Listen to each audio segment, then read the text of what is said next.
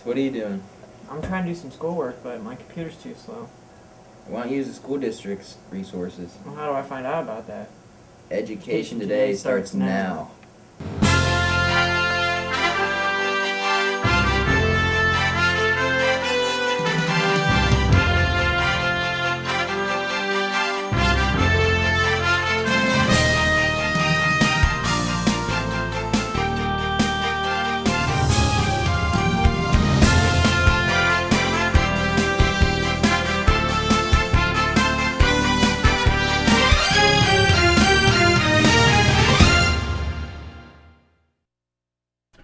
Welcome to Education Today. I'm Chloe Bowser. And I'm Kara Masters of Katanning Senior High School in the Armstrong School District.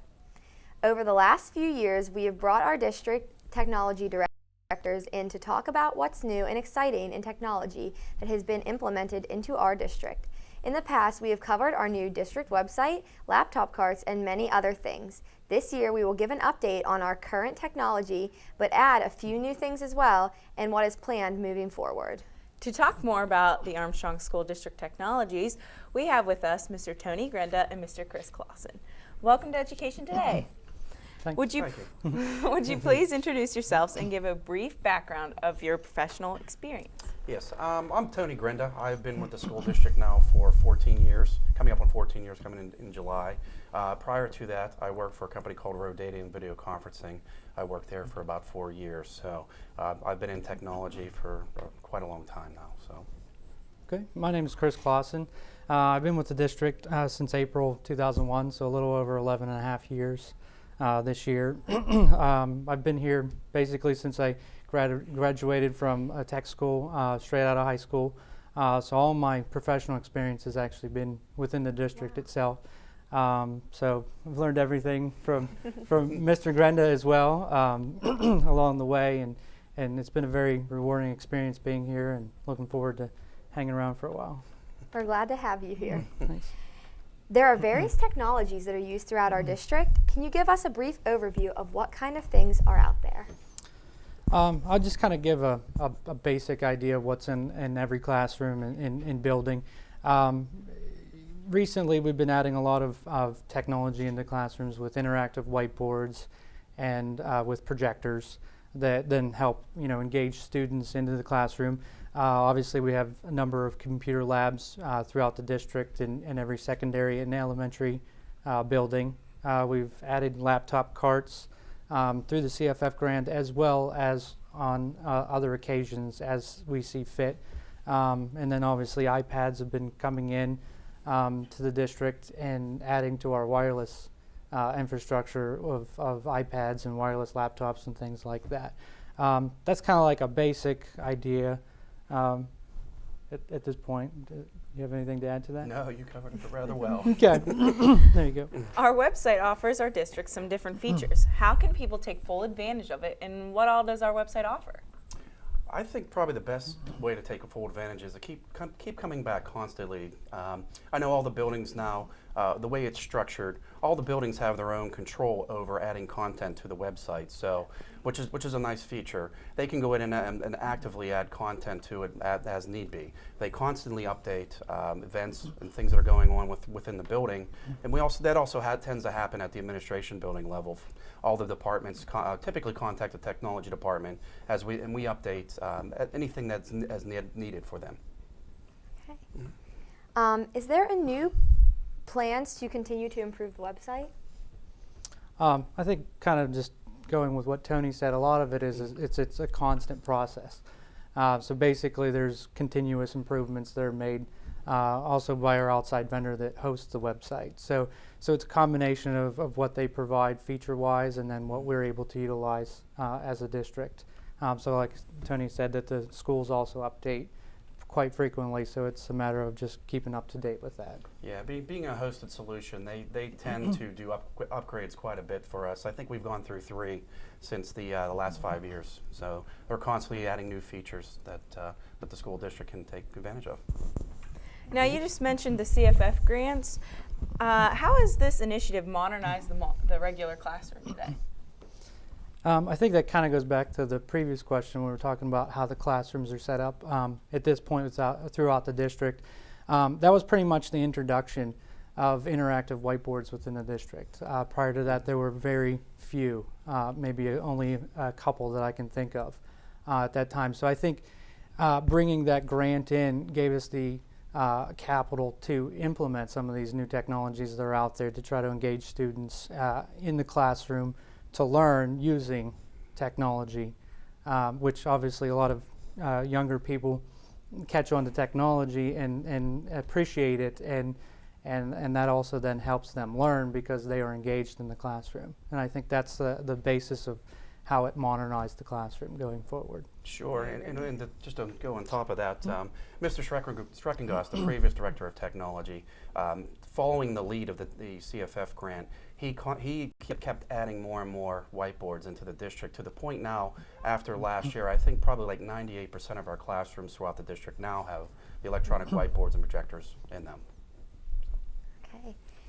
What are some of the benefits to having this technology in our classrooms? I think Chris kind of touched on those a little bit. From what I've seen and what I've heard, I see the students becoming more engaged in the classroom now. But since this technology has been implemented, instead of back in, I'd say, the old days when I was in the classroom, it was pretty much chalkboard and textbook. Now the kids actually have a chance to get involved in the lecture, walk up to the board, and actually become an active participant in the lecture. This is clearly a never-ending process. What is the average life cycle for this equipment, and how do you plan for when it needs replaced? I'll take the beginning with, and then you can add to it. Typically, the life cycle, the way we see it, is approximately 5 years, from the inception to the point that it's almost to a point of not, I won't say end of life, but to a point that it's not as usable as it once was. Typically, that's the cycle that we would go through. We also, as a department, try to find other ways of extending that life to try to be sort of fiscally responsible for our taxpayers, and also then try to implement new technologies that the students can take advantage of. Those are using things like open source products, like using Linux operating systems and things of those natures that can run on older hardware or legacy hardware, so that we can extend that. So we try to be creative in trying to work with that life cycle. And he's kind of nailed it on the head. We try to stay to that 5-year replacement cycle as closely as possible, but sometimes other initiatives come up. For example, wireless, where we need to invest more capital in that to try to work on getting the district complete coverage on that. So it all depends. But the open source and some of the other software that Chris has mentioned has enabled us to extend the lifespan of some of those PCs. Along the lines with that, there are so many computers to maintain through the district, as well as other technologies that we haven't already mentioned. How do you keep all of these items organized, and what kind of life cycle do those items have? It's a combination of a few things. I think the first thing is our staff.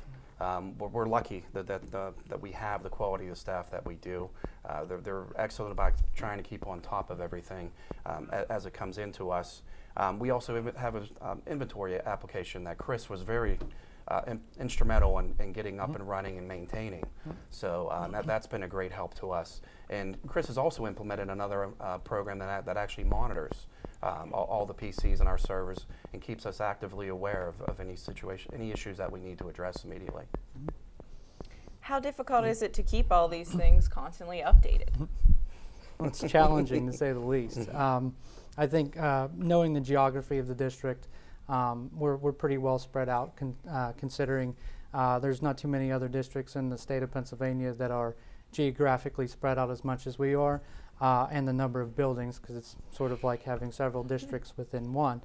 So I think that's the first challenge in trying to keep track of it is just a daily thing. And like you said, we try to monitor things as best we can to try to keep ahead of the curve, and that's pretty much what we do every day.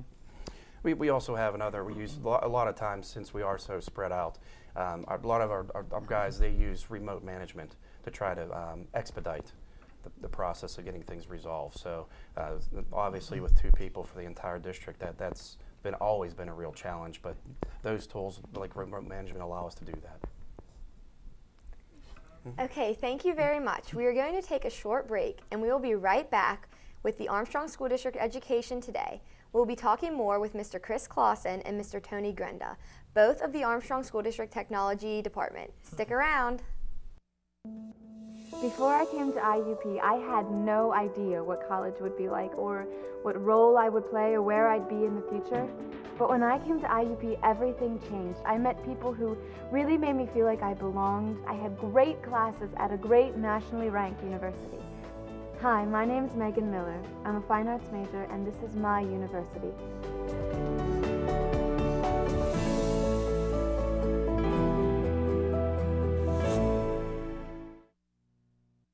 We're back with Armstrong School District's Education Today. We're talking with Mr. Tony Grenda and Mr. Chris Clausen of both of the Armstrong School District Technology Department. We would be remiss if we didn't mention the other members of the District Technology Department. Who does your staff now consist of? We have a total of 7 members in our staff department. The first person I'll mention would be Chris Bauer. He's been with the district now probably 21 years now. So he's been instrumental in maintaining and implementing the student information system. And I hate to say just that because he helps us out no matter what we need, whatever area we need him in. So we just hired a new staff member, Brad Bowser. He just joined our staff in October. And he's been a great addition to our team. He's working as a technician and pretty much the same thing as, has the same responsibility as Ron Galpin, who's our other technician. So they're the guys you see every day in the building going out and help. And they're the ones that are doing the majority of the remote management. So if you see your mouse moving around sometime, that's probably one of those 2 guys mysteriously moving around. That's one of those 2 guys probably wrote in to help you out. So we also have Jamie Osborne. He works with the student information system, but his main role is our PIMS administrator. So I won't bore you with the details of PIMS reporting, but it's basically student information that's reported to the state. So. And the last person I want to mention is Greg Jordan. He's been with the district, I don't know, over 25 years now. But yeah, but he is in the back. You won't see him too often. He's in the background. He does a lot of our work. He installs our whiteboards. He was helped us get all our wiring done in probably 90% of our buildings. Same thing with him. He goes above and beyond the call of duty at all times too, just to make sure if there's any needs at all, he's there to help. Did I miss anything? Nope, I think Good. you got him. Good. We're good. Mm-hmm. Both of you have been promoted coming into this school year. Could you talk about some of the differences and challenges that you have faced with this new promotion? I'll go first. I'd say the challenges and differences have been so far sort of, I won't say overwhelming, but there are quite a few differences. Being promoted from a service technician, like we were mentioning Ron and Brad, we're going out to the buildings, doing break fix, helping teachers with their problems in the classroom, and then sort of changing gears now in the position that I'm in is looking at the district in a different way. Looking at it, the parts that actually most people don't see every day. It's the things that allow the other pieces of technology to work. How do you get to the internet? How do you access this information? And how does this program work? Those are the things that I primarily concerned with, and managing the wireless infrastructure and things of those nature. So I think the learning curve on picking up all of these new technologies that's now sort of under my responsibility, coming from where I was, it's been interesting and to say the least, and been very rewarding so far. Mm-hmm. So I think Tony would agree that in a similar way for his position as well. Yes, I've having held Chris's former position, I've sort of moved from a role of more of a hands-on person to more of an administrative role, trying to figure out what direction to move the technology departments with a lot of the help of Chris, trying to find out what are the needs. in the classroom? What are the needs for administrators? And so I'm touching a lot of areas where I never actually have gone into before. And found out that there's a lot of software out there that I wasn't aware of. So that's been a challenge trying to get my hands wrapped around that too. So, but I've been fortunate enough to have an excellent staff who've been there to be able to help me out with anything I've needed. So I can only imagine how difficult your jobs are. So let's get an update on some new technologies that have been implemented this year. Like, let's talk about 21st century classrooms. I believe last year, for most of the updates, so it's a little difficult for me to talk about this coming from Chris's role, but I believe a lot of the things that happened last year, one of the large initiatives was the continuation of the whiteboards. And I believe over 70 more whiteboards were installed in classrooms last year. That's one of our major projects. I know personally I was working alone on some of the background on network, trying to implement new switchgear, things of that nature. But Chris, if you want to continue on with anything there. And I think that I'll just kind of take that Yeah. light piece there with the network infrastructure. I think coming into this 21st century classrooms, we're looking a lot more at wireless. So that is one of our big projects right now, is we're working on upgrading our network infrastructure, which is a continuation of what Mr. Grena had been working on, and then implementing a wireless solution that we are trying to implement at a district level in every building. Trying to blanket every building with this technology to kind of go forth and into the future. And I think that's kind of one of the hardest things, is trying to plan for things that we don't know we're going to use, and trying to build up a network and technology to support those things in the future. A few other new technologies that students are gaining access to are items such as MOBIS, Active Response Systems, and Read 180. What are these programs and how are they utilized? Okay, well the MOBIs are actually like an interactive tablet. It's similar to the interactive whiteboards that most teachers are using throughout the district, but this tablet can be passed around from student to student. So students can engage the projection screen from their seats. So they can add to the instruction or answer questions that are on the board, things of that nature, and pass it around. That also then works the same sort of as the active response systems.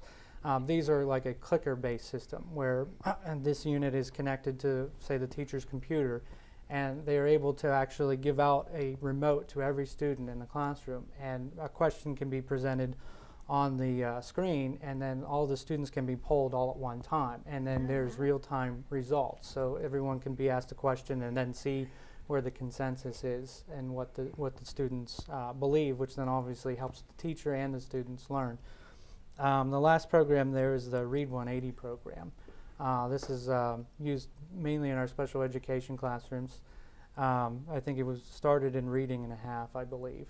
And it's a software package that engages the students as well as other parts of the class. That they break out into different sections. I believe it's 3 different groups that sort of concentrate on reading and the curriculum that is set up for that program as well.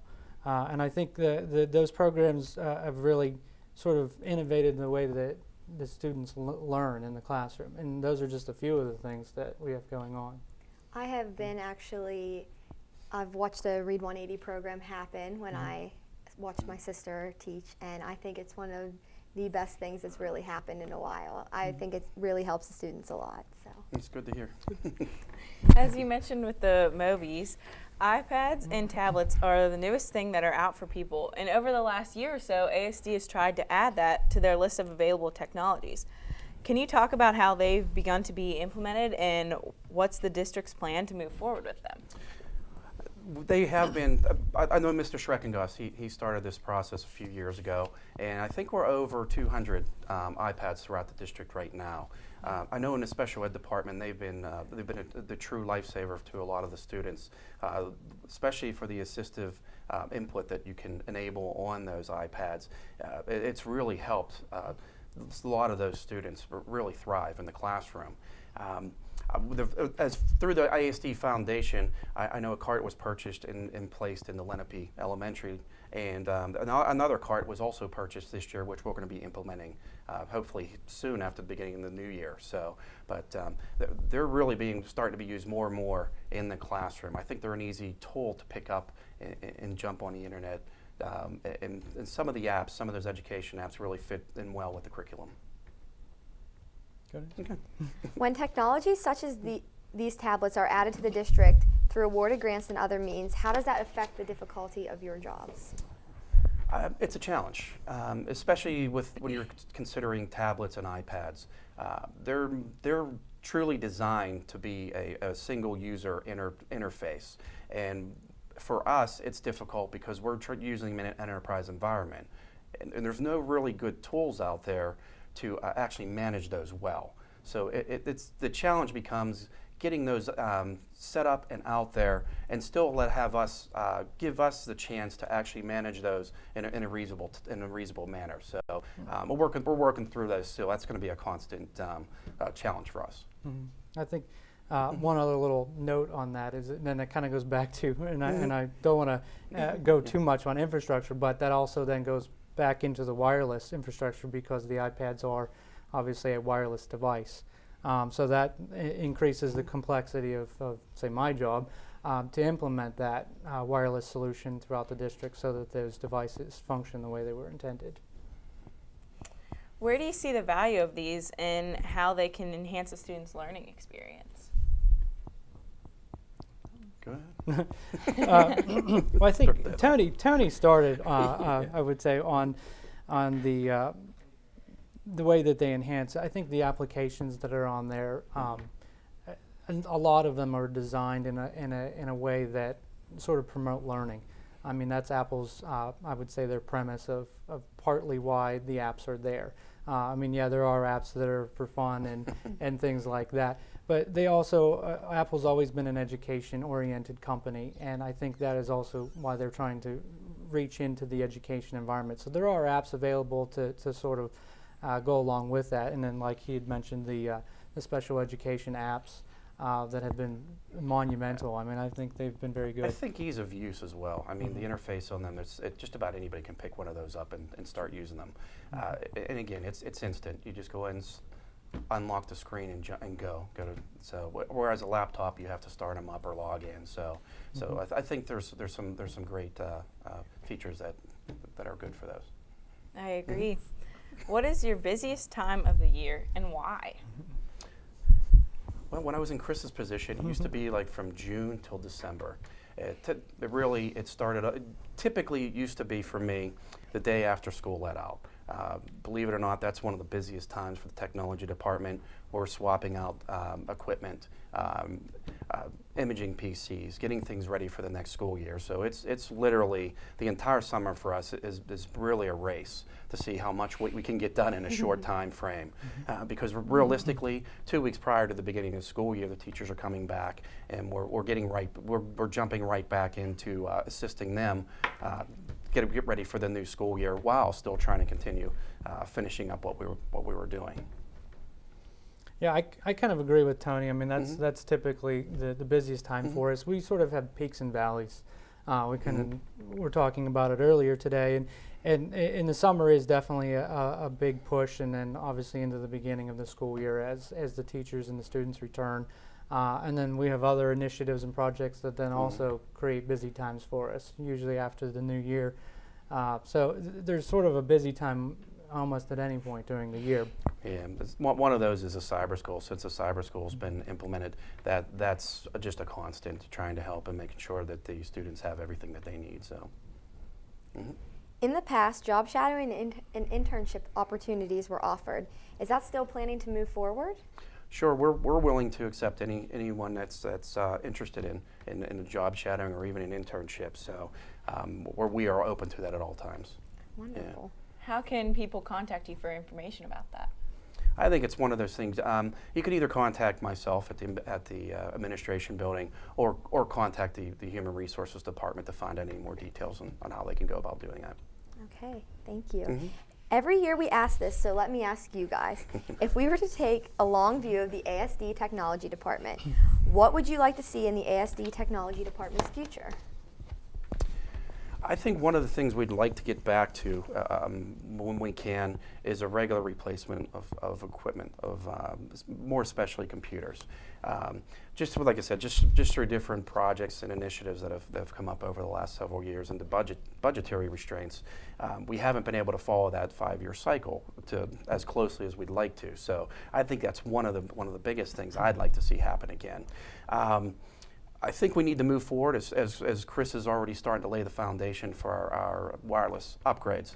I think that's a huge piece because a lot of the discussion you're hearing out there is BYOD, or bring your own device. And I think we have to implement the wireless properly so that when that does come to our school district, we're ready to move on with that. Yeah, I agree. I think if I had a wish list, there would be a few things on my list. I know one that goes along with Tony when he says the wireless infrastructure. We're in a point right now that we have a multiple vendor solution. We'd like to get that to a single platform so it's easier to manage, and that makes it easier on us, and then also provides a better experience for our staff as well as the students. At least in the IT department, we would always like to have a what they call a NOC center, a Network Operations Center, basically a hub of where all our technology can live, and where we can manage it in one area instead of being spread out or sort of pieced together. That's always a dream, but unfortunately it costs a lot of money to do something like that. So I think we try to be creative, and hopefully we can be creative and generate something like that in the future and be fiscally responsible at the same time. And that would then also help us to keep pace with technology trends in the future. So I think that's our main concern, is trying to figure out how to do what we can with what we've got. Well, is there anything else you'd like to share for the benefit of the viewers? I'd like to thank my staff. It's been a challenge for me with the steep learning curve that I've had. Without them, I wouldn't be able to do what I do every day. And I'd like to thank you, Chris, personally, too, because without your assistance, I wouldn't be able to move the district forward and try to take it to the next level. So I greatly appreciate that. So I'd also like to thank the administration staff for their support throughout this whole process. I think the only thing that I would add is to add to Tony, you know, I obviously appreciate everybody's help at the administration building, as well as the staff has supported me in anything that I have ever done here in the district being here. And you know, we're always constantly looking for new technologies. So we're trying to find new ways to utilize those technologies with what we have to work with. And I know the rest of the guys in the department, I know Ron and Brad, as well as Mr. Bauer and James, we all kind of work together and come up with ideas and bounce things off of each other and try to come up with ways to implement things that the students can utilize, as well as our staff. So I think those are just things that I'd like to share with everyone, to say we're doing the best we can with what we've got, basically, and trying to move forward. Well, that's our show for today. I'd like to thank our guests, Mr. Tony Grenda and Mr. Chris Clausen of the Armstrong School District, for giving up their busy schedules to talk to us about the district's wonderful technologies. Our thanks goes out to the TV production students of Katanning Senior High School, led by their teacher, Mr. Don Swanson. They were our film crew today. Please join us again next week for another look at the Armstrong School District. Visit our website for more information, and have a great week.